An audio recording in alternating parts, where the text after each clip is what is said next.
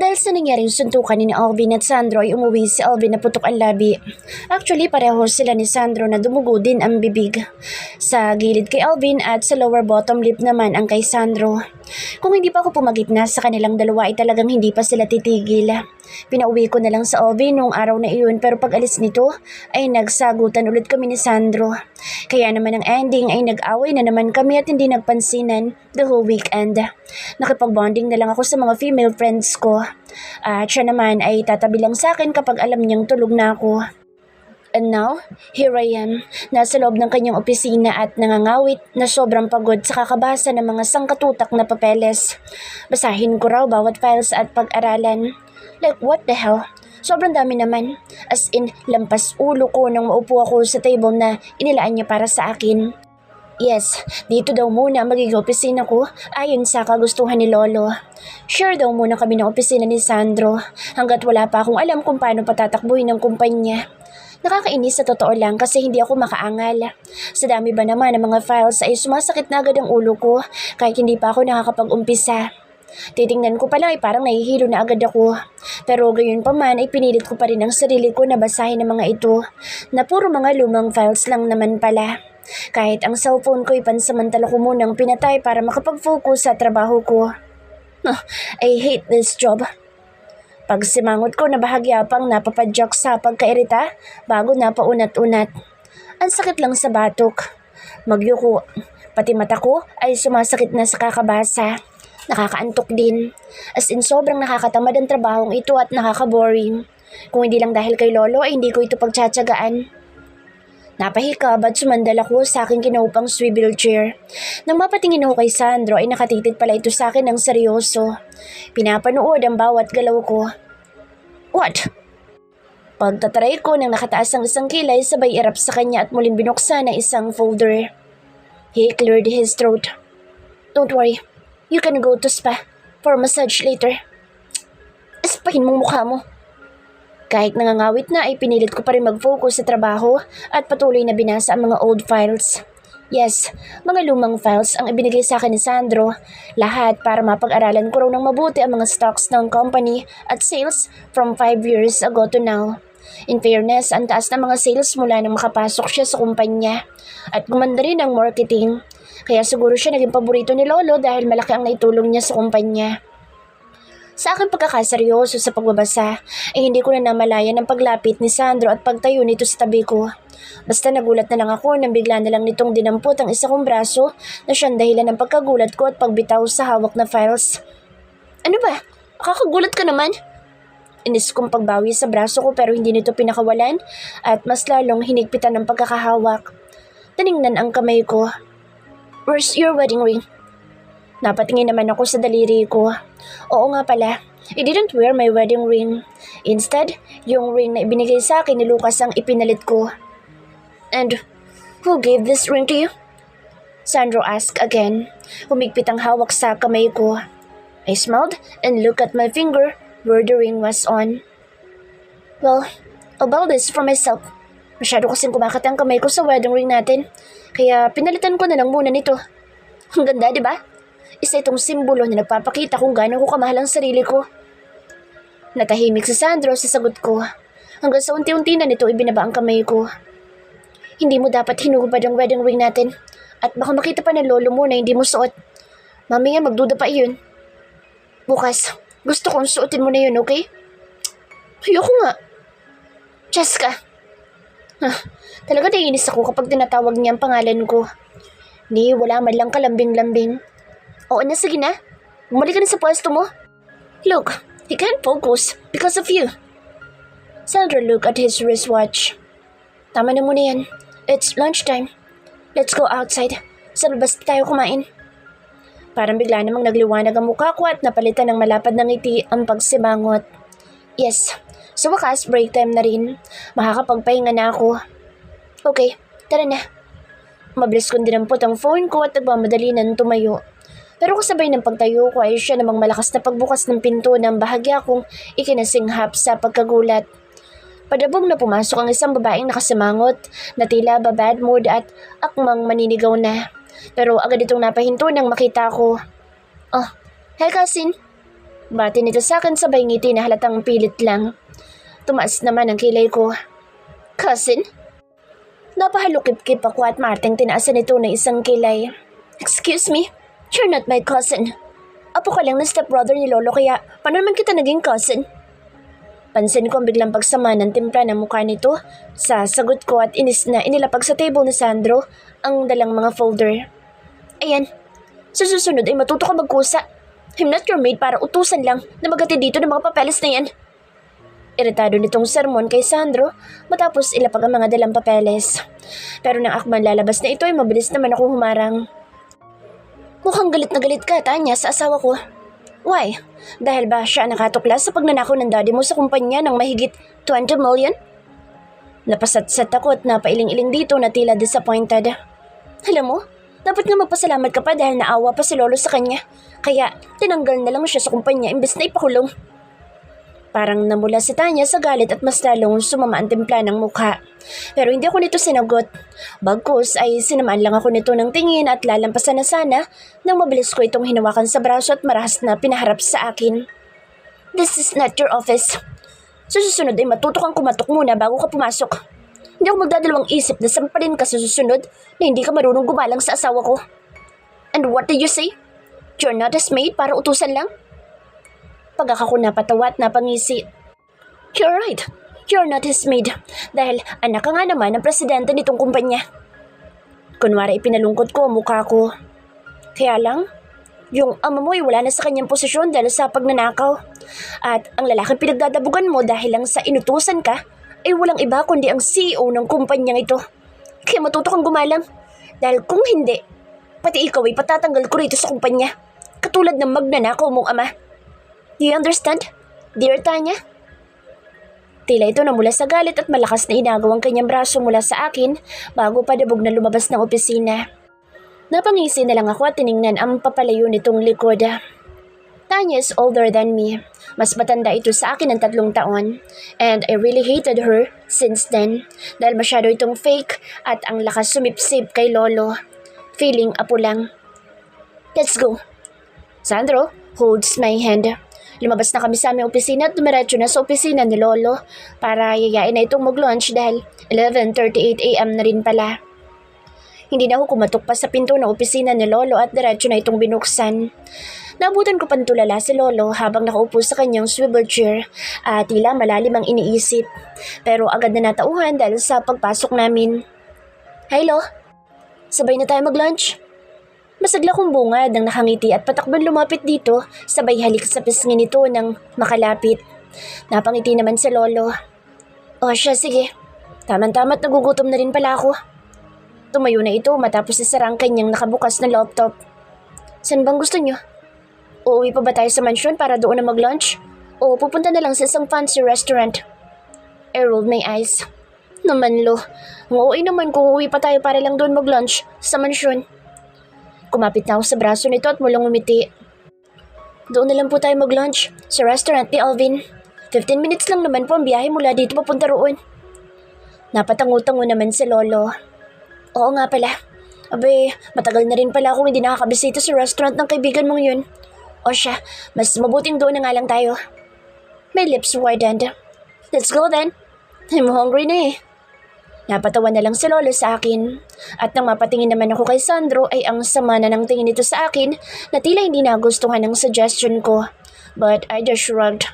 Lumabas na kaming tatlo sa building at sumakay na sa iisang sasakyan. Sa kotse ni Lolo. Si Sandro ang nagmaneho at nakaupo naman ako sa tabi nito. Si Lolo ay mag-isa sa backseat. Agad naman ako nagpadala ng text message sa number ni Alvin at sinabing pupunta kami sa kanyang restaurant. Habang nasa biyahe, tahimik lang si Sandro at sumasagot lang ito kapag kinakausap ni Lolo. Munti ko nang makalimutan na hindi pa nga pala sila magkasundo ni Alvin dahil sa suntukan nila nitong weekend. Kaya siguro hindi na maipinta ang kanyang mukha ngayon. Halatang napilitan lang talaga ito dahil kay Lolo. Kaya naman pagkahinto ng sakyan sa parking area ng restaurant ay agad na hinawakan ni Sandro ang kamay ko na para bang ayaw muna akong pababain at kakausapin muna niya. Kaya pinauna na lang namin si Lolo sa pagpasok ng restaurant at nagpaiwan naman kami saglit sa loob ng kotse. Nananadya ka ba? At talagang dito mo pa naisip na pumunta sa restaurant na lalaki ngayon? Salubong ang mga kilay na tanong sa akin ni Sandro habang hawak ang kamay ko. Ano, makikipaglandian ka sa kanya? Sarap ng lolo mo? Gosh, ang sarap batukan ng lalaking ito. Pwede ba? Kung ayaw mo sa restaurant ng kaibigan ko, then don't. Wala namang pumipilit sa'yo eh. Maghanap ka ng restaurant na gusto mo at doon ka kumain na mag-isa. Inis ko nang inagaw ang braso ko rito at lumabas na ng sakyan. Mabilis naman itong sumunod at bago pa ako makapasok ng restaurant ay mabilis nang hinawakan ng kamay ko.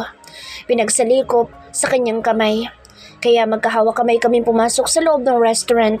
Ipinaghilan niya pa ako ng upuan nang makalapit na sa table kung saan nakaupo si Lolo at kasalukuyan ng pumipili sa menu habang may nakatayo na isang waitress. Pumili na rin kami ni Sandra sa menu. Where's your boss, miss? Tanong ko sa waitress habang kasalukuyang pumipili sa menu. Pero bago pa ito makasagot sa akin ay isang boss na ang nagpalingon na narinig ko. Lolo! Pagtawag na masiglang boses. Nang mapalingon ako ay si Alvin na patakbon lumapit sa amin na nakasuot lang ng simpleng white t-shirt at black pants. Pagkalapit nito ay agad na nag-bless kay Lolo sabay upo sa tabi ko. Kaya bali pumagitna na ako sa kanilang dalawa ni Sandro. Wow, Lo, hindi ko inaasahan na mapapadpad kayo rito. Napatawa naman si Lolo. Oo nga po eh, masyado na kasing busy ang Lolo. Kaya pagpasensyahan mo na kung ngayon lang kita nabisita ulit dito. Talaga nga namang layo na ng pinagbago nitong restaurant mo kumpara dati na wala masyadong customer. Talagang napakasipag mong ang bata. Alvin smiled. Of course, Lo. Matagal na talaga ako masipag. Di nga lang halata. Mayabang nitong sagot at tiningnan ako. Kaya lang po, Lo, itong mahal mong apo. Agad dito akong inakbayan. Hindi ba naman nagbabayad tuwing kumakain dito sa restaurant ko? At talagang ako pang inuutusan na magluto para sa kanya.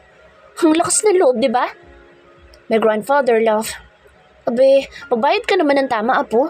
Hindi naman pwede na porkat kaibigan mo yung tao, isasamantalahin mo ng pagiging magkaibigan nyo. Napaismid ako at maarteng tinaasan ng kilay ang kaibigan ko. It's because you're my slave.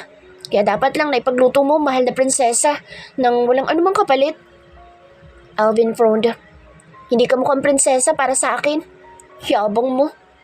Pinanggigilan nito ang mukha ko nang bigla namang paluin ni Sandro ang kamay nito. Don't touch my wife's face. Baka marumi ang kamay mo at mga tipamukha ng asawa ko. Inalis nito pati na ang braso ni Alvin na nakaakbay sa akin at pinalitan ng kanyang braso. Inakbay din sa akin. Umorder ka na. I-order mo na rin ako ng kahit na anong gusto mo. May lambing na sa boss nito. Unti-unti namang nawala ang ngiti sa labi ni Alvin at napatikim na lang. Si Lolo ay agad na sinabi ang kanyang order sa waitress na naghihintay. Kaya umorder na rin ako ng pagkain na gusto ko. Ang mas mabuti pa iho, sumabay ka na sa amin mag-lunch. Mas masaya kapag sama-sama. Aya ni Lolo kay Alvin. Naku Lo, kakakain ko lang po kaya busog pa ako. Pagtanggi naman ang kaibigan ko tumayo na. Nang bigla namang may tumawag dito. Alvin, bro! At nang mapalingon ako kung sino, ay ganoon na lang ang paglaki ng mga mata ko nang makita ang kanyang pinsan na patakbo na lumapit. Lucas is here to see you. Makikipagbati na raw siya sa'yo ng totoo. And he wants you to be his friend as well. Oh. Colin was surprised when he saw me. Hindi na natuloy pang sasabihin. Napatingin dito sa katabi kong lalaki. Kay Sandro na nakaakbay pa rin sa akin. And I swallowed. Bigla akong kinabahan. Iniwas ko na lang ang tingin ko at mabilis na ibinaling kay Sandro. Pinilit kong ngumiti rito. Sure ka bang okay na sa'yo? Yung order kong food? Yes, of course. He replied with a smile. Damn it. Colin whispered hanggang sa parang nataranta na ang boss nito. Dash bro, dalian mo. Lumabas ka ulit. Sabihin mo kay Lucas na huwag na muna siyang papasok dito at mamaya na lang sa hapon babalik. Medyo may kalakasan itong sabi. And when I look at the entrance, nakita ko si Dash nakapapasok lang pero agad na napahinto dahil sa sinabi ng kaibigan. What do you mean? Dash wondered. Kumunot pa ang noo. Hindi pa ako nakikita. Para naman ako nataranta sa sinabi ni Colin. Lucas is coming here? No way. Hindi pwede iyon. Hindi niya ako pwedeng makita. I panic. Are you okay? Sandro asked me. Mukhang napansin ang pagkabalisa ko. Of course, yes. I'm okay. Parang nanginig pa ako sa pagsagot. Shit, Kinakabahan ako ng sobra. Ano ka ba naman, Dash? Dalian mo na bago pa makapasok si Lucas dito at... Hindi na natapos ni Colin ang sasabihin nang makita sa pinto ang pagpasok ng lalaking binanggit. It was Lucas who entered the entrance. Nakasuot pa ito ng black business suit.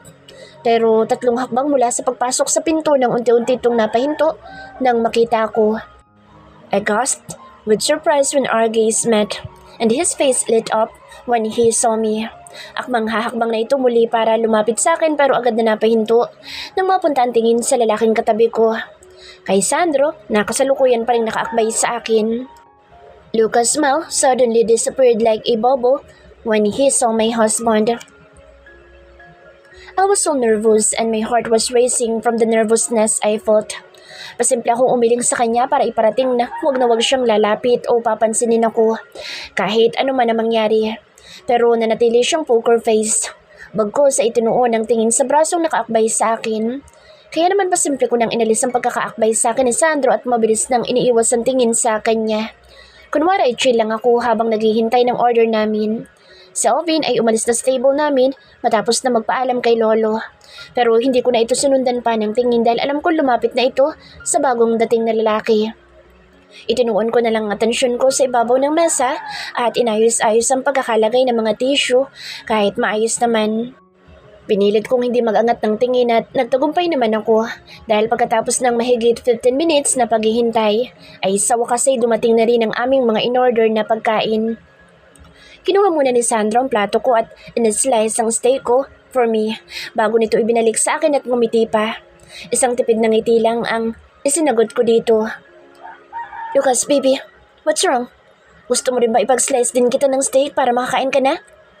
It was Colin's voice. Tila nagpipigil ng tawa. Hindi ko na yun binigyan pa ng pansin. I just started eating. Pero sa aking unang pagsubo ay siya namang marahan na paghawi ni Sandro sa buhok ko. Baka makain mong buhok mo, Hon. Tumalikod ka muna saglit. Itatalo ko lang para makakain ka na maayos. Hindi na ako umangal at sandaling binitawan ng hawak na kubyertos bago tumalikod dito. Pero sa aking pagtalikod, kay Sandro ay siya naman pagharap ko sa kabilang table na isang di pa lang ang layo mula sa table namin. Agad na nagtama ang mga mata namin ni Lucas na hindi ko alam ay nakatitig pala sa akin ng seryoso habang nakaupo kasama ng kanyang 2 kaibigan na sina Colin at Dash na parehong may mga namumuong ngisi. Lucas was just staring at me. Wala akong makita ni anumang emosyon sa kanyang mukha, pero pansin ko ang pagsalubong ng kanyang mga makakapal na kilay habang nakatitig sa akin ng seryoso. O mas tamang sabihin, sa lalaking kasalukuyang nagtatali ng buhok ko. Ang gara lang ng kanyang mga suot, talagang nakasuit pa na akala mo isang successful businessman. Tom, his outfit looks expensive. I think nakuha na niya kay Ivan ang 10 million na napalanunan niya sa surfing. Ang sarap nilang pagmasdan kung pwede lang sana. He was very handsome and neat. Kung nasa ibang place lang kami at wala si Lolo at Sandro ay baka mula kanina pa ako kumandong sa kanya at humalik sa kanyang gwapong mukha na ubod ng seryoso. In fairness, mas lalo siyang gumugwapo kapag seryoso. Napatikim ako at mabilis na umiwas ng tingin dahil ramdam ko nakatingin sa Lolo sa amin ni Sandro habang nakangiti. Ayan, honey. Okay na. You can eat now. Kaya muli na akong umayos ng upo at dinampot ulit ang kubyertos. Thanks. You're welcome, honey. Sandro kissed my cheek. Muli na akong kumain nang marinig ko naman ang boses sa kabilang table. Lucas, baby, bakit parang iiyak ka na dyan? Baka lumamig na ang pagkain natin. Kalma lang muna. Dash chuckled. Hindi ako nakatiis at pasimple nang tumingin sa kabilang table. Kaya naman muling pinagtagpo ang mga mata namin ni Lucas na ngayon napakasama na ng tingin at hindi na talaga maipinta ang nakabusangot na muka. Kinabahan naman ako na baka napalingon si Lolo o kaya si Sandro na mapatingin sa kanya at magtaka sa kanyang masamang tingin. Gusto ko siyang sanyasan at sabihin na huwag na tumingin sa table namin ng masama at baka may makahalata pa. Pero hindi ko magawa at baka mahuli pa ako ni Lolo kapag sumenyas ako. Kaya naman ang ginawa ko na lang ay kumagat ako ng steak nang nakakaakit sabay kindat sa kanya. Lucas' emotion suddenly changed. Parang sandaling naglaho ang panibugho sa gwapong mukha at sumilay ang munting ngiti sa labi dahil sa pagkindat ko. Kaya naman para tuluyan ng maalis ang kanyang pagsimangot ay unti-unti kong inginuso ang aking labi to give him a kiss sign. Kaya lang saktong pagnguso ko ay siyang paglingon sa akin ni Sandro na muntik ko ng ikasinghap sa gulat. Kasi yung labi ko may sauce. Palusot ko at hindi mapigilan ang mapangiwi. Nangyalang, muntik pa akong mahuli. Sandro smiled. Binitawan muna nito ang kanyang hawak na kubyertos at mabilis na kumuha ng tissue bago marahan na pinunasan ang labi kong nakanguso na papunta sa kanya. Hanggang sa narinig ko naman ang marahan na pagtawa ni Lolo. Ay naku, para ka palang nag-aalaga ng bata dyan sa asawa mo, iho. My grandfather chuckled. This is why I love her, Lo. Actually, mas gusto ko ganito siya lagi sa akin. Yung nilalambing ako. Nakakaalis ng pagod sa totoo lang. Gusto ko mapairap sa narinig pero pinigilan ko lang ang sarili ko at pinilit na mamiti. What a liar. Ikaw talaga, honey. May akong pagtawa ng pilit at bahagya pang pinalo ang kanyang braso para sakyan ang kanyang pagpapanggap na kunwari sweet. Pero kapag nasa harap lang naman ni Lolo. Pero halos mapatalon ako sa gulat nang bigla na lang umalingaw-ngaw ang nakabibinging ingay sa loob ng restaurant. Ingay ng malakas na pagkahulog ng kubyerto sa plato na tila binitawan.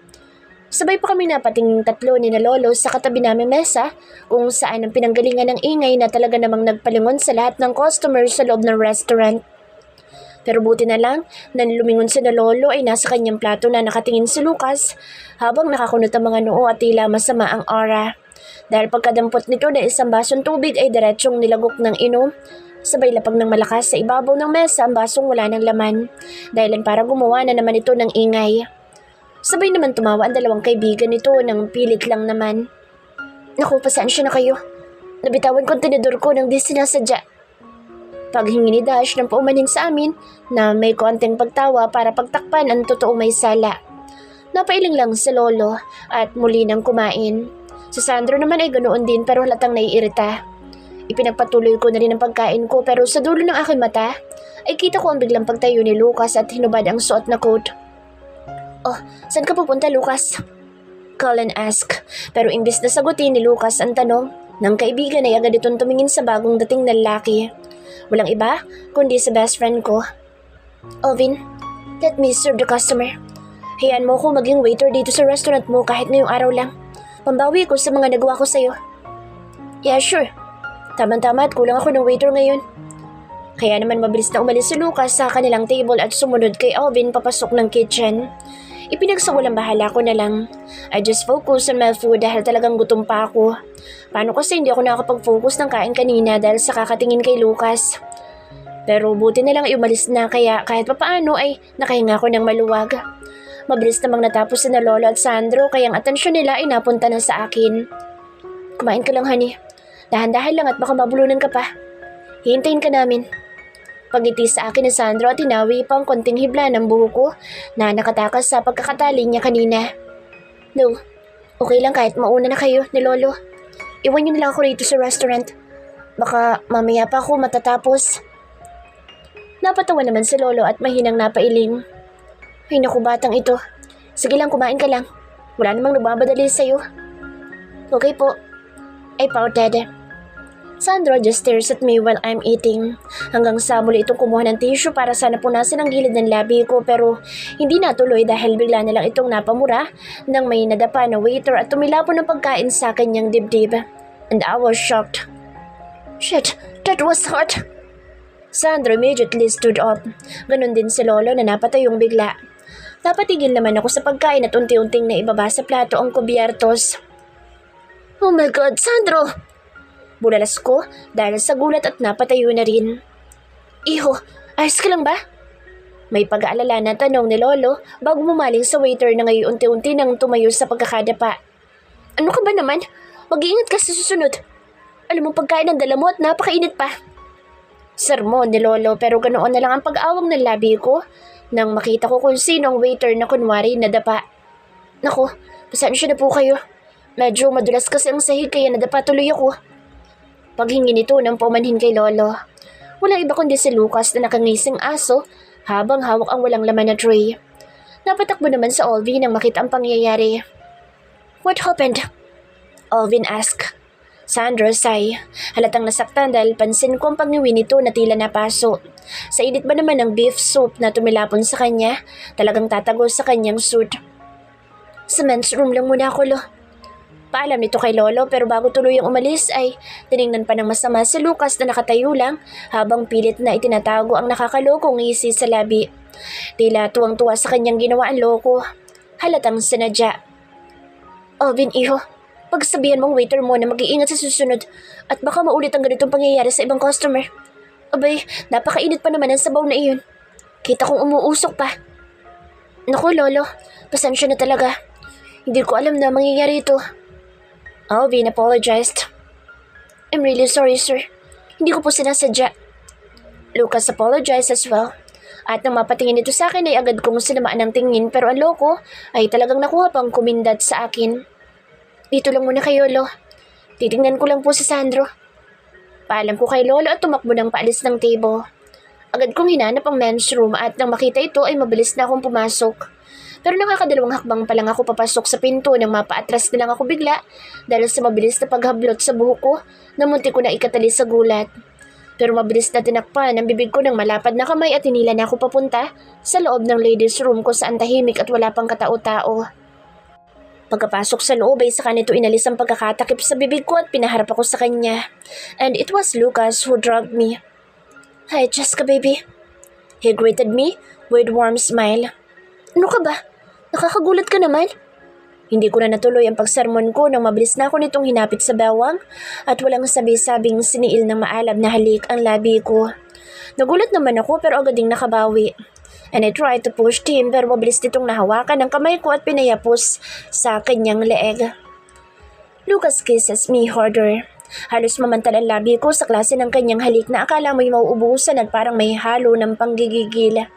Tila ba naiinis na parang ewan. I couldn't even breathe because of his wild kiss. Hanggang sa dinala na niya ako papasok sa loob ng isa sa mga cubicle ng ladies room habang patuloy pa rin na hinahalikan ng labi ko na tila ayaw na talagang pakawalan. At dahil hindi na ako makahinga ng maayos ay mabilis kong hinuli ang kanyang mapangahas na dila at ito'y malakas na inipit gamit ang mga ngipin. Kitang-kita ko kung paano nalaki ang kanyang mga mata sabay bitaw sa akin. Oh shit! He cursed. Mabilis na napahawak sa kanyang bibig at hindi makapaniwalang napatingin sa akin. Baby naman, bakit mo ako kinagat? Ang sakit ah! He glared at me. Paano hindi kita kakagatin? Ihalos sirain mo ng bibig ko. Napapunas pa ako sa akin labi gamit ang likod ng aking kamay habang nakatingin ng masama sa kanya. And he pouted like a baby. Muli nang iniyapos sa mga braso sa bewang ko. Okay, sorry na. Sobrang sabik lang kasi ako sa'yo. Yung last Saturday pa kita namimiss. Kung alam mo lang, na hindi ako makatulog na maayos dahil sa kakaisip sa'yo. You send me your sexy pictures tapos hindi ka na nagparamdam sa akin buong weekend. Sino sa tingin mo ang hindi mauulol sa ganoon? I simply bit my bottom lip. So he missed me, huh? Kinilig yata ako ng konti at nabawasan ang pagkakainis ko doon sa pagtapon niya ng mainit na sabaw kay Sandro. Gusto ko mangumiti, pinigilan ko pa rin ang sarili ko. Bagkus ay sinamaan ko siya ng tingin. Ikaw, bakit mo tinapunan ng mainit na sabaw ang asawa ko? Grabe ka! I punched his chest, pero mabilis niyang hinuli ang kamay ko. Stop calling him your husband. He doesn't deserve you. Bigla na lang sumeryoso ang kanyang muka. My eyebrows raised. And how can you say that? Paano mo naman nasabi na hindi ako deserve ng asawa ko? Pero hindi ko inaasahan ang kanyang pag-irap sa akin sabay samangot. Because he didn't treat you well. Sa tingin mo ba ay mapupunta ka sa akin kung trinato ka niya na maayos? Mahina akong umiling. See? So I think mas deserve kita kaysa sa kanya. Ang mas mabuti pa ay hiwalayan mo na lalakang iyon. Napatikim ako at hindi pinansin ang kanyang huling sinabi. Pero hindi mo dapat ginawa yun. Ang init ng sabaw eh. You did that on purpose, tama ba? I did that because I'm jealous. He shrugged and pouted. Nung Saturday night pa itong salos ko at hanggang ngayon ay hindi pa rin naaalis. Nadagdagan pang lalo dahil sa lalaking iyon na ang lakas ng loob na halikan ka. At talagang sa mismong harapan ko pa. Nakikita ng mga mata ko. I chuckled. Natural malakas ang loob niyang halikan ako because I'm his wife. Stop saying that. Masyadong masakit sa pandinig. Kinurot nito ang pisngi ko at saglit na pinanggigilan. And don't you ever forget that I'm your boyfriend. Kaya may karapatan pa rin ako magselos kahit na sabing asawa mo lalaki iyon. Forget him when you're with me, baby. Ako lang dapat ang isipin mo at wala nang iba pa. Oo na. Sige na, kailangan ko na lumabas at baka hinahanap na... No, you can't leave without my permission. Mabilis niya ako nahuli sa bewang at muling nahila papunta sa kanya. Let me kiss you first. Hey, stop it, Lucas. Baka maabutan pa tayo rito. Don't worry. I already locked the door. Kaya sige na, baby, please. Madali lang naman ito, promise. Basta, mabawasan lang ng konti ang selos na nararamdaman ko. I swear, baby, parang sasabog ang dibdib ko ngayon sa selos. He tried to kiss me pero mabilis kong iniiwas ang mukha ko. Stop it, Lucas. This is not the right place. Nasa ladies' room tayo. I don't care. I still want you, baby. Bago pa ako muling makareklamo ay naging mabilis ng kanyang kamay at kinalabit na ako sa batok bago sinalubong ng halik ang labi ko. And this time ay isinandal na niya ako sa pader at binuhat ako sa aking pang-upo, pati pa ako ay pinayakap na niya sa kanyang bewang.